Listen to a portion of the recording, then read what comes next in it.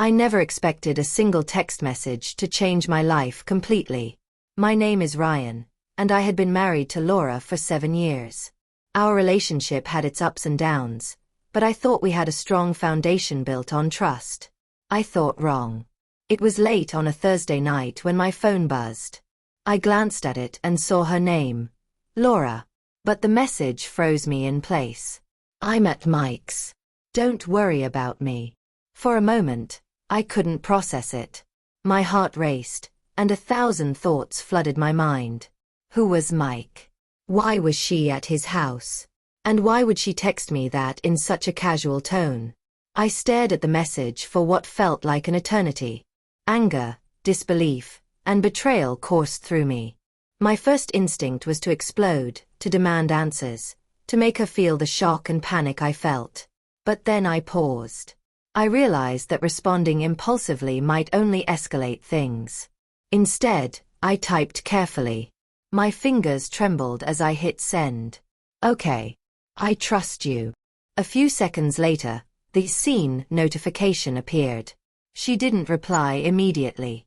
I could almost hear her mind racing, probably thinking I would be furious or break down.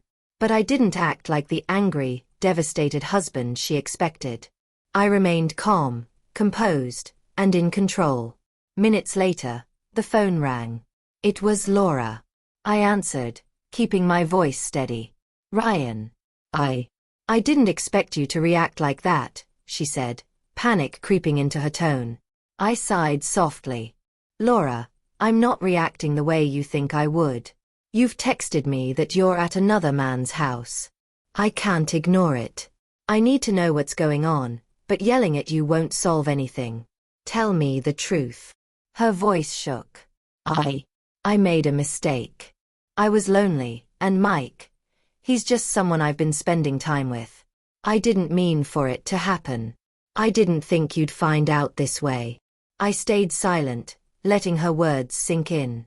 I didn't shout, I didn't beg, I didn't cry. Instead, I leaned back in my chair and spoke calmly. "Laura, you have 2 choices. You can either come home right now and we can talk honestly about everything, or you can stay where you are, but I need to make it clear, I'm not going to be part of lies and half-truths anymore." She hesitated. I'll come home.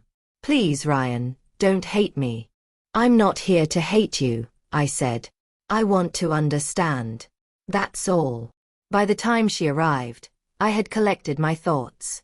I was hurt, yes, but I realized that anger and screaming would only push her further away or make her defensive. I wanted the truth, and I wanted her to feel the consequences of her actions in a way she hadn't anticipated. When she walked in, I stayed seated, looking her in the eyes. "Sit," I said quietly. She obeyed, trembling slightly. I continued. "Laura, you've made a choice tonight. You decided to text me that you were at another man's house. That tells me you underestimated me, underestimated our relationship, and thought I'd react like a maniac. But here's the thing, you misjudged me. I'm hurt, yes, but I still love you enough to hear the truth."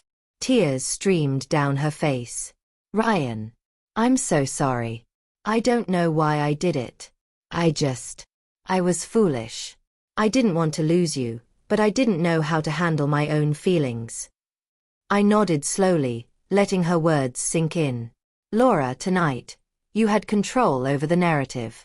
You thought you could shock me, guilt me, manipulate me with this revelation.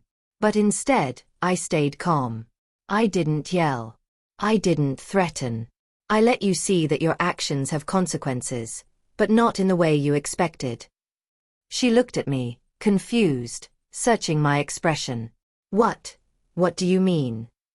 I leaned forward, keeping my tone steady. "I mean this, you wanted to see if I'd panic, if I'd break, if I'd lose myself. But I didn't. I'm still here, calm, collected, and I want to know, can we rebuild trust, or is this the end?" Her eyes widened. "Rebuild trust? I don't deserve that. I've hurt you so badly." "You may feel that way," I said softly, "but everyone deserves a chance to face the truth, to understand what their choices mean. You need to see that love isn't just about passion or convenience. It's about honesty, integrity, and accountability. For the next few hours, we talked. She admitted everything: how she had been lonely, how she made a terrible decision, and how she regretted it immediately. I listened, interrupted her only occasionally to ask for clarification or express my feelings. The more she spoke, the more I realized something important. People often underestimate the power of calm, measured responses. By the end of the night, she had sobbed, apologized, and reflected deeply on her actions. I didn't promise her forgiveness, nor did I pretend everything was okay. But I had given her something more powerful than anger or confrontation. I had given her the truth, my composure, and a mirror to see the consequences of her actions clearly. Weeks passed. We decided to attend counseling together, to rebuild communication and trust slowly. I didn't forgive her immediately, and she didn't expect me to. But the message she received that night, that her actions wouldn't manipulate or control me, changed her perspective. It was a turning point. I learned that night that reactions have power. A calm, thoughtful response can do more than anger ever could. It can reveal truths, enforce consequences, and even change someone's heart. Laura's text could have destroyed us, but my reply, not angry, not vengeful, created the possibility of rebuilding. That night, she learned that manipulation wouldn't work on me. I learned that love alone isn't enough. Composure, honesty, and strength are just as essential. And most importantly, we both learned that even after betrayal, the right approach can turn a disastrous moment into a lesson in accountability, reflection, and growth.